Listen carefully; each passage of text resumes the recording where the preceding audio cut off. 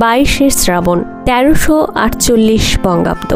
বাঙালির ক্যালেন্ডারে এক অনন্ত শোকের দিন। এই দিনেই নিভে গিয়েছিল এক আকাশ জোড়া দীপ্তি। প্রয়াণ ঘটেছিল বিশ্বকবি রবীন্দ্রনাথ ঠাকুরের। তবে শুধু মৃত্যুর জন্য নয়, এই দিনটি কলঙ্কময় হয়ে রয়ে গেছে তার শেষ যাত্রাকে ঘিরে ঘটে যাওয়া কিছু বেদনাদায়ক অপ্রীতিকর ঘটনার জন্য।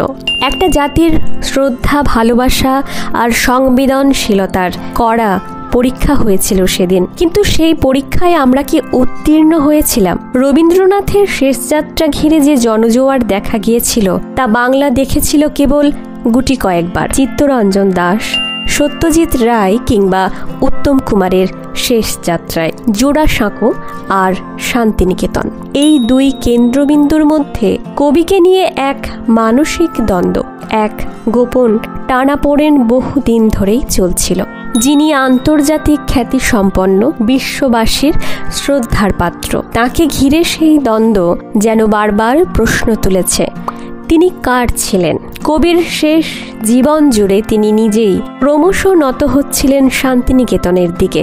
আশ্রম ছিল তার আত্মার শান্তি, একান্ত আশ্রয়। কিন্তু নিয়তির নির্মম পরিহাস, শেষ নিঃশ্বাস ত্যাগ করতে হয় তাকে কলকাতার জোড়াসাঁকো ঠাকুর বাড়িতে।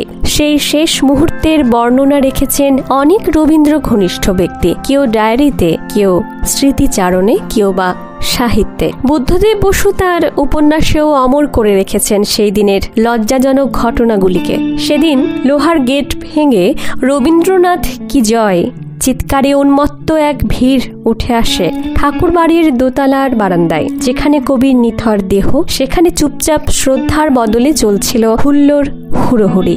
শান্তিনিকেতনের ঘনিষ্ঠ ব্যক্তিদের উদ্দেশ্য করেও সেদিন উঠেছিল কটূক্তি, অপমান। সব যাত্রা শুরু হতেই দেখা গেল অন্য এক দৃশ্য। জনস্রোত তখনও ঠাকুর বাড়ির পথে, তাদের ফুল মালা প্রণাম হাতে। কিন্তু সেই ভিড়ের মাঝে হঠাৎ করে একদল মানুষ কবির দেহ কবজা করে নিয়ে গেল নিমতলার শ্মশানের দিকে। বহু অনুরাগী একবার শেষ দেখা দেখতে পেলেন না। আর যে সত্যিটা বহু মানুষ জানেন না, জানলে চমকে উঠবেন, নিজের ছেলের হাতে অগ্নি সংস্কার পাননি রবীন্দ্রনাথ ঠাকুর। রথীন্দ্রনাথ ঠাকুর ভিড়ের চাপে পৌঁছতেই পারেননি শ্মশানে। শেষকৃত্য সম্পন্ন করেছিলেন কবির ভ্রাতুষ্পৌত্র সুবীরেন্দ্রনাথ।